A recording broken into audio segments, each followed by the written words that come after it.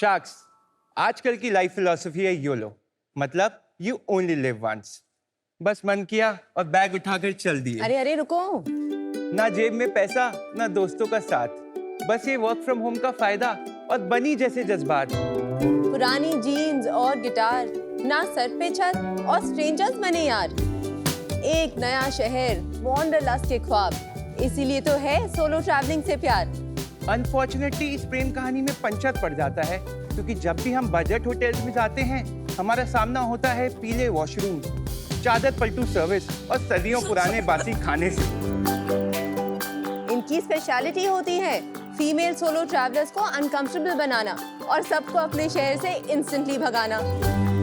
इसीलिए 2022 में हमने तय किया कि सबकी योलो ड्रीम्स पूरी करेंगे। नमस्ते शार्क्स, मैं हूं शशांक और मैं हूं अनुभा। हम दिल्ली से हैं और हम आर्टबाज के फाउंडर्स हैं। आर्टबाज यूथ होटल्स है जो मॉडर्न ट्रैवलर्स को सभी फैसिलिटीज देता है, लेकिन अफोर्डेबल प्राइसेस पे। Private rooms, cafe, coworking spaces और डॉर्म्स। बट अब आप पूछोगे ये डॉर्म्स क्या होते हैं? डॉर्म्स यार, बचपन वाले बंक बेड्स। आजकल के यूथ होटल्स में शेयर्ड अकोमोडेशन का ऑप्शन होता है इंस्टेड ऑफ प्राइवेट रूम। आज के ट्रैवलर्स को सब चाहिए, बट एट आर्टबाज we always pass the vibe check. Socialising and affordability check, room service and fresh food check, good location और एक मेमोरेबल स्टे चेक। जैसे हमारा नाम वैसे ही हमारी सारी प्रॉपर्टीज बहुत आर्टिस्टिकली डिजाइन की गई है ना इंस्टाग्राम वर्दी। हम आर्टबस को 8 लोकेशंस में पैन इंडिया एक्सपैंड कर चुके हैं और धीरे धीरे एक लॉयल कम्युनिटी ऑफ ट्रैवलर्स को डेवलप कर रहे हैं।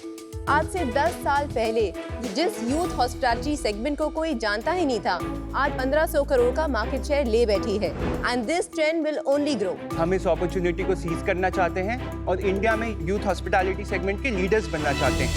आज हमारी आस्क है 1 crore rupees for 3% equity in our company. So sharks, let's go solo and get buzzing. Shashank, Anubhav, welcome to shark tank. Thank you Kunal. तो थोड़ा बताइए अपनी कहानी के बारे में। I am a single mother of 2 children. हम लोग दिल्ली में रहते हैं। मैंने अपनी पढ़ाई करी आर्ट हिस्ट्री में। मुझे शुरू से ही आर्ट का बहुत शौक था। मुझे क्यूरेटर बनना था, मुझे गैलरी खोलनी थी, लेकिन फटाफट मेरी शादी हो गई। तो मेरे इन-लॉज ने बोला कि बेटा आओ ऑफिस में बैठो। बहुत बड़ा बिजनेस था, तो 8 साल मैंने उनके बिजनेस में काम किया। By the end of it I was heading it as their CFO। लेकिन 2021-22 में मेरी पर्सनल लाइफ में कुछ चेंजेस हुए। मुझे लगा कि शायद मैं इस कंपनी में अब काम ना कर पाऊँ, तो मैंने ढूंढा मैं और क्या काम करूँगी। मैं एक तलाश में थी कि मैं कोई प्रॉपर अपना एंटरप्रेन्योरियल वेंचर ढूंढूं। तभी मैंने एक इंस्टाग्राम पोस्ट करा कि लुकिंग फॉर अ कोलैबोरेटर, और शशांक का मुझे DM आया। हम मिले थे 2017 में। मैं HNI इवेंट्स मैनेज करता था दिल्ली एंड दुबई में। फर्स्ट टाइम हम अनुभा से एक इवेंट में मिले थे दुबई में। तब हमने इंस्टाग्राम एक्सचेंज किए थे एंड दैट्स इट। एंड उसके बाद हमारी सीधा जो कॉन्वर्जेशन हुई वो 2021 में हुई। अनुभव, आप कितने घंटे सोती हो दिन में? मैं कितने घंटे सोती हूँ? क्यों? सिंगल मॉम ऑफ 2+ फाउंडर, मतलब ये तो hardest job in the world है। हाँ, it's a hard job. I don't know, I always like to count my blessings. Very good family, good parents, good sisters, good cofounder, सब हो जाता है। Great attitude, super resilient. तो आपका कुछ background बताइए Shashank ji. I am born and raised in Delhi. So I started working very early. College तक आते आते मैं काफी इवेंट्स में इन्वॉल्व था। उसके बाद मैंने 2 साल एक कॉर्पोरेट जॉब करी एक इवेंट्स कंपनी में। After the point I felt that this is not my calling and I went on a solo trip to South East Asia. First destination was Thailand. वहाँ पे पहली बार एक हॉस्टल को experience किया। तो इतना ज्यादा अमेज हुआ कि 2-3 दिन में इतने सारे दोस्त बन गए। उनके साथ वो कंट्री घूमना, मैं इतना एक्साइटेड हो गया कि मुझे लगा कि यही है, I want to bring this to India. तो मैंने 2 इंटर्न्स हायर किए, बैकएंड पे वर्किंग शुरू करी और एक ब्रांड शुरू किया हाउस ऑफ अमीगोस के नाम से। एंड देन कोविड आ गया। फिर आपका मैसेज हुआ, आप लोग फिर मिले। मैंने मैसेज किया, बट ऑन द साइड मैं एक छोटी सी कोवर्किंग चलाती थी अपने शौक पूरे करने के लिए, जिसका नाम था आर्टबज। वहाँ पे हम सिर्फ आर्टिस्ट और क्रिएटिव प्रोफेशनल्स को करते थे, और वो मैंने भी 2018 में शुरू करी थी। मेरा पैशन प्रोजेक्ट था, लेकिन it was not enough for me. इन्होंने बताया कि मैं हॉस्टल चलाता हूँ, मैंने बोला मैं कोवर्किंग चलाती हूँ। आई थिंक ये 2021 था। उस लॉकडाउन में हमने अपनी वेबसाइट कर ली, इन्वेंट्री पूरी आर्टिस्ट की कर ली, यानी paintings and so. Original paintings, water colours, photographs, flat. 3-4 महीने हमने आर्टबज के नाम से ही, वो कोवर्किंग स्पेस थी, वेबसाइट भी थी, but it didn't feel very exciting to us. एक फिजिकल मुझे स्पेस की थोड़ी मिसिंग हो रही थी और इनको भी मिसिंग हो रही थी और ये धीरे धीरे मुझे ट्रेन कर रहे थे, हम हॉस्टल चलाते हैं, अच्छा बिजनेस है। फाइनली दिसंबर 2021 में आई सेड अब चला ही लेते हैं और अप्रैल 2022 में we launched our first art buzz. ये कहाँ पे था? मसूरी। आपका गोवा में भी है क्या कुछ? हाँ अभी जी। गोवा में भी है। हाँ, मैंने देखा है। ठीक है, तो आपने पहला लोकेशन लॉन्च किया, उसका कैसे रिजल्ट्स आए पहले साल में? So it was a very small property, it was a trial. हमको ना इन्वेस्टमेंट करना था ना ये करना था, तो हमने छोटी इन्वेंट्री करी, हमने एकदम बहुत अच्छे टाइम पे खोली, our season was sold out और 3-4 महीने में I was convinced कि ये तो हम कर सकते हैं। उसके बाद हमने जयपुर साइन करा, Manali, Dehradun, today we are 8 and total rooms कितने हुए? 94 rooms, 228 beds। नहीं, बट इसमें आपका कैफे भी दिखा रहा है, कोवर्किंग भी तो दिखा हमारी रहा है। 4 चीजें हैं। एक हमारे प्राइवेट रूम्स हैं, एक डॉर्म्स हैं, एक कोवर्किंग स्पेसेस हैं और कैफेज हैं। कैफेज हमारी हर लोकेशन पे है, कोवर्किंग स्पेसेस 3 लोकेशंस पे है। ये बस उसी प्रॉपर्टीज में है जो 8 प्रॉपर्टी के अंदर है। एक ही बिल्डिंग के अंदर कोवर्किंग भी है, कैफे भी है एंड हॉस्टल भी है। कितनी बड़ी स्पेसेस है? एवरेज 14 rooms की प्रॉपर्टीज हैं, स्पेस कितनी है? 15-18,000 स्क्वायर फीट।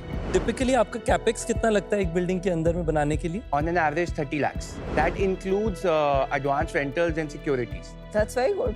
डिवाइड कर दीजिए कि एडवांस रेंटल स्लैश सिक्योरिटी कितना और कैपेक्स कितना है। 18 lakhs तो हमारा रिकवरेबल्स ही होता है। तो ₹1,00,000 पर रूम मोटा मोटा अगर मैं हाँ, ले लूँ उसमें हमको सिर्फ ब्रांडिंग करनी होती है, येलो करना होता है, आर्ट वर्क लगाना करना होता है। इनको ज्यादा मत बताओ, ये ओयो से। तो जानते फ्रॉम हैं। यू वी आर लर्निंग, हम कैसे नाम बताएं आपको, ऑलरेडी यू नो। और आपका पेबैक कितना आता है लगभग? About 18 to 24 months। months. Not bad. आपने अपनी पिच में बोला पीले बाथरूम एंड चादर पलटना, तो आप क्या कर रहे हैं to make sure, because India में सबसे बड़ी प्रॉब्लम तो हाइजीन की है। 8 की 8 लोकेशंस हैंड पिक्ड हैं, बहुत ही नाइसली मेड है। कुछ फोटोज या वीडियोस दिखाएंगे? दिस इज देहरादून, अच्छी लग रही है। दिस इज द देहरादून ये तो प्राइवेट रूम, बहुत अच्छा है। बहुत सुंदर चल रहा है ये तो। This is coworking Dehradun, those are private cabins. मैं ओयो में रहता था, आज से 8 बस में रहना पड़ेगा।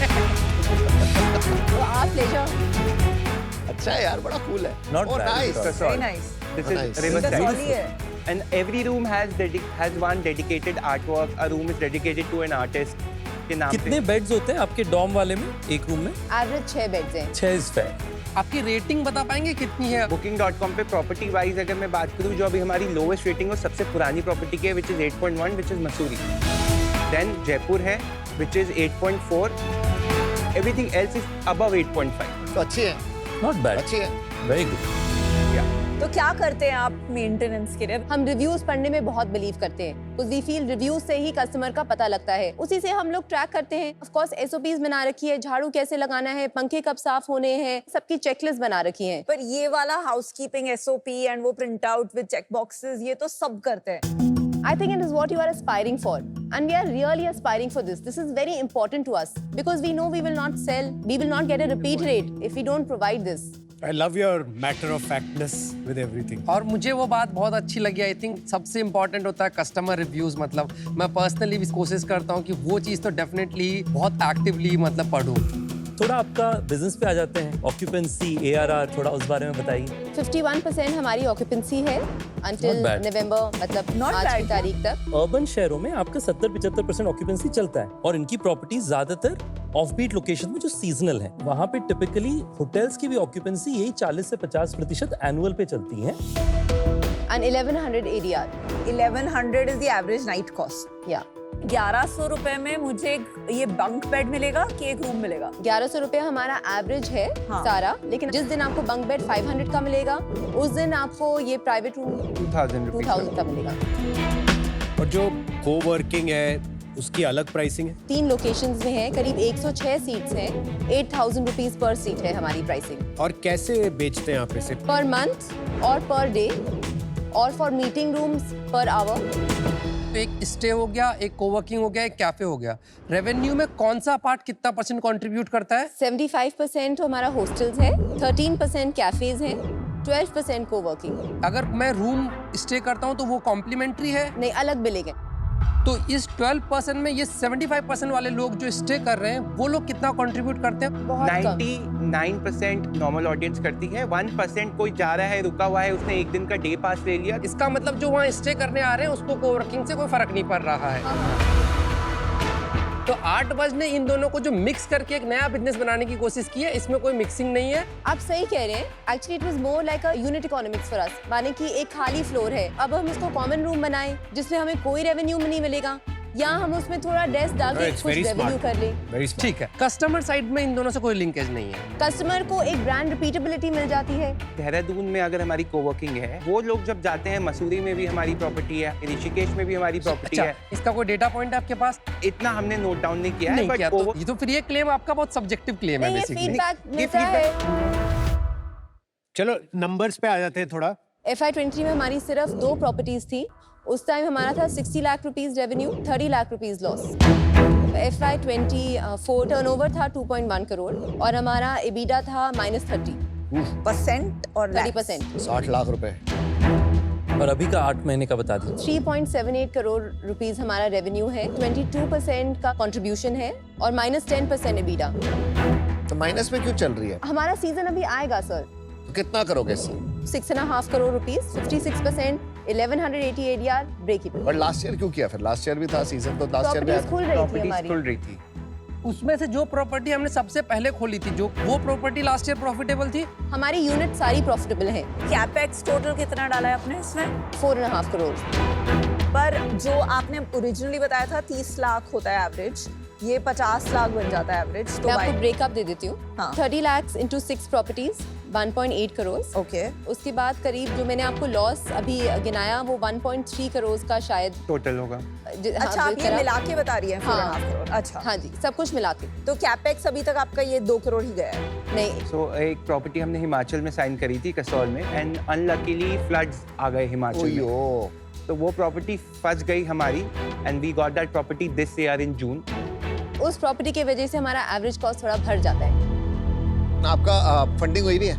नहीं, नहीं। नहीं, सब बूटस्ट्रैप्ड है। यस। एक यूनिट के इकोनॉमिक्स बताएंगे आप? Rent about 34%, maintenance and utility 16%, unit की सैलरी 22%, और जो हम कैफे में फूड बेचते हैं अगर मैं उसका कंजम्पशन करूँ 6%। तो 22% is the unit level EBITDA। और फिर हमारी फिक्स कॉस्ट कितनी है बिजनेस की? 12% हमारी मार्केटिंग और कमीशन को मिला के होती है, 20% हमारी कॉर्पोरेट कॉस्ट है। तो unit level profitability post marketing 10% होगी। हाँ, But this is with 50% occupancy. If we raise our occupancy to 70%, then that comes down पर because the वही cost तो remains इन्होंने the बोला same. पॉसिबल नहीं है। आप जिस नहीं, मैं जिन ऐसा नहीं कह रहा लोकेशंस में possible। बोल रहे हैं वहाँ पे ऑन एवरेज नहीं, अभी हमारा 50% बहुत यंग ब्रांड है, easily on an average 70-75 plus occupancy कर सकते हैं। इसका आपका मेन मोड क्या रहेगा? It's not work, it's not, आप लोगों का क्या कम्युनिटी रहेगा? बिल्डिंग रहती है, dorm beds is a very big offering जो होटल्स नहीं कर पाते।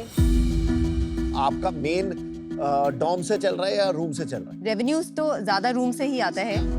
ब्रेकअप कितना है डॉम वर्सेस प्राइवेट रूम का? 35 to dorms, 65 to private room. आपके पास इन्वेंट्री किस में कितना परसेंट है? हमारे 94 रूम्स हैं, 26 रूम्स में हमारे डॉम्स हैं, बाकी हमारे प्राइवेट रूम्स हैं। तो इसका मतलब रियल एस्टेट में हमने सिर्फ 25% डॉम्स को दिया है, Correct. लेकिन कंट्रीब्यूट वो 35% ऑफ योर रेवेन्यू कर रहा है। इसका मतलब your dorm is more successful than your private room. In fact private rooms की आपको जरूरत ही नहीं होनी चाहिए, क्योंकि प्राइवेट रूम वाले के पास तो ऑप्शन है hotels. Let's take Azhar's argument. Can you create an art buzz जिसमें सिर्फ डॉम्स हो? नो, इसीलिए नहीं बनाएंगे ना क्योंकि आपको लगता है भर नहीं पाएंगे। नहीं, क्योंकि मिक्स चाहिए, हर तरीके का क्लाइंट आता है। इसीलिए मैंने ना, आपको बताया क्योंकि करेक्ट, हाँ शायद। a couple is traveling, they are intending to stay in a hostel, they are searching for that category now. इस couple your core consumer, couple के पीछे तो लाखों प्रॉपर्टीज हैं। आई गेस हमको ये मिक्स और एनालाइज करना चाहिए। तो आपका कोर कस्टमर कौन है? Friends, solo travellers, workers, 18 to 40 हमारी एज ग्रुप हम लोग ट्रैक कर पाते And हैं। is it more male, more female, More small male. town, large city? और कहाँ से आ रहे हैं? बड़े शहरों से आ रहे हैं, छोटे शहरों से आ रहे बड़े हैं? से भी आ रहे हैं, छोटे से भी आ रहे हैं। नहीं, हाँ। यही पर जो आपने आंसर तो होता है बोला ना, ये room- परफेक्ट आंसर नहीं। हम बड़े से भी आ रहे हैं, छोटे से भी आ रहे हैं, मेल। हमारा कोर कस्टमर एक होना चाहिए ना। एक्चुअली बिकॉज हमारा क्लाइंट बहुत मिक्स है।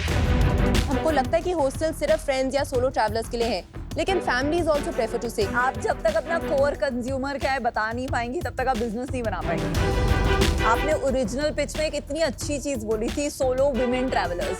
आपके बाकी रेस्ट ऑफ द पिच में वो तो कहीं खो गया। एंड आई फील दैट आप उसी जगह पे जाके अटक गए हैं जहाँ काफी फाउंडर्स अटक जाते हैं, which is that If you don't stand for something, you fall for everything. I really like you Anubha, क्योंकि आप जिस तरीके से आप बात करती हैं and conviction आप दोनों ने अपने खुद के 4 करोड़ इसमें डाले हैं, it's incredible. पहले एक प्रॉपर्टी में आप exactly figure out करें आप कर क्या रहे हैं. I am out for now, but I wish you the best.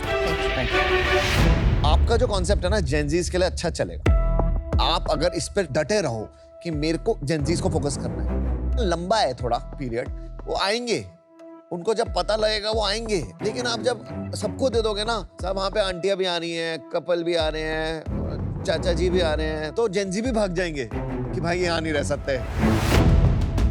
Financials थोड़े वीक हैं अभी, एंड सेकेंडली इसमें बहुत पैसा लगेगा, बड़ा राउंड रेस करना पड़ेगा, इन्वेस्टर्स पे जाना पड़ेगा। जब आपका बिजनेस मॉडल क्लियर हो जाएगा तो आप बड़े बड़ों की छुट्टी कर सकते हो। अनफॉर्चुनेटली अभी मैं आउट। Thank you. बड़े बड़े लोग जनरली जो है होटल इंडस्ट्री को बाहर से देखते हैं और लगता है कि कितनी एक्साइटिंग है, ग्लैमरस है, बट अंदर आके पता चलता है कितना मेहनत होता है। आपने कुछ चीजें बहुत अच्छी करी कि नए प्रॉपर्टीज पे जाना चाहिए rather than old, maintenance cost ज्यादा होता है, डिजाइन करने का वैल्यू है, पे बैक पीरियड्स आप 16 से 18 महीने में रख रहे हैं। मैं एक्चुअली आपको सपोर्ट करना तो चाहता हूँ, पर आप जानते हैं कि मैं एक तरीके से रिलेटेड फील्ड में हूँ। अच्छा, पर हम लोग ओयो में एक इनिशिएटिव चलाते हैं जिसको हम ओयो एक्सेलरेटर प्रोग्राम बताते हैं, जिसमें हमारे साथ इंडिपेंडेंट होटल चेन्स आके जुड़ते हैं। हम उन्हें कैपिटल प्रोवाइड करते हैं, इंफ्रास्ट्रक्चर प्रोवाइड करते हैं, स्ट्रेटेजिक गाइडेंस देते हैं और डिस्ट्रीब्यूशन देते हैं जिससे उनका बिजनेस बढ़ा। उसके बारे में मैं आपसे बाहर में मिलना चाहूंगा अगर आप लोग इंटरेस्टेड हैं। मैं स्पेसिफिकली 2 आप लोगों को एडवाइस देना चाहूंगा। ये बिजनेस में एक प्रॉपर्टी गलत can lead to business going down. फूक फूक के कदम रखना है मैम, इसमें आपकी जिम्मेवारी है। और दूसरा, मैं अमन भाई से सहमत हूँ। आपने शुरू में कहा कि each Artbuzz passes the vibe check. Vibe is not just about infrastructure, it is also about the guest staying in our property. हम लोग सिमिलर स्पेस में, उस कारण से मैं आउट हूँ, बट हम लोग एज अ कंपनी आपके साथ पार्टनर करना चाहते हैं। मुझे कुछ जगह क्लैरिटी ऑफ थॉट्स या क्लैरिटी ऑफ नंबर्स, किसको अप्रोच कर रहे हैं, इस बिजनेस को एग्जैक्टली हम कैसे बिल्ड कर रहे हैं, वो मुझे फुल्ली ट्रांसफर नहीं हो पाया। At the moment of the business है, उस पे मेरा कन्विक्शन नहीं बन पा रहा है, एक बेट एज एन इन्वेस्टर मैं नहीं ले पा रहा हूँ, and I am out. Anubha, I really like आपका एक पॉइज है, you very clear in your mind, बहुत अच्छे एट्रीब्यूट्स हैं किसी फाउंडर में। पर मैं इस बात से अग्री नहीं करता कि आपको एक कस्टमर पे फोकस करना है। आपकी value prop price sensitive accommodation which is safe and which is clean. Is this true? that is Oyo. आप लोग प्राइस सेंसिटिव हो या वाइब हो? वाइब है, but at good pricing. But what is more important? Vibe, Kunal, जो लोग आपके पास आ रहे हैं वो है तो प्राइस वो है सेंसिटिव। price sensitive. वो तो पूरा इंडिया है। एक लेट मी फिनिश। सो वो प्राइस सेंसिटिव कस्टमर है, उसमें कोई प्रॉब्लम नहीं है। मुझे थोड़ा सा सेक्टर का इशू है। 10 साल में 3-4 साल अच्छे आते हैं सेक्टर में, और फिर कुछ ना कुछ कैलामिटी आ जाती है, और फिर वापस स्ट्रेस स्टार्ट्स, डेट रीपेमेंट्स। हमेशा ऐसे लगता है you are one mistake away from mortality. तो इस वजह से I am out, but I wish you all the best. Thank you Thank guys, you. all the best. Do Thank well. you. I Thank will, you. I will Thank come and you. stay there for sure. thank you. मुझे लगता है कि they have kept lower dorms than जितना वो रख सकते हैं। मुझे लगता है वो 50 से 60% डॉम रख सकते हैं और वो भर जाएंगे। It's a chicken and egg game कि आपको वेट करना पड़ता है। जो आपने ही पूछा कि थोड़ा रैंप अप के लिए टाइम लगता है, वो पहले 3 महीने का लॉस एब्जॉर्प्शन कैपेसिटी चाहिए। और वो जैसे ही नहीं होगा वो बंद करना शुरू कर देगा। अगर वो 3 महीना या 4 महीना रुक जाए, मुझे लगता है उन्हें हायर एडीआर का कस्टमर मिलेगा, एंड वो कस्टमर जो है दे ब्रीड अदर कस्टमर्स। और अगर आप देखो आजकल जेनजीज ट्रैवल और एक्सपीरियंसेस में तो पैसे लगा ही रहे हैं। Like travel, see new places and so on. Shares दे देना आप ओयो के, है ना? ठीक है, थैंक्स।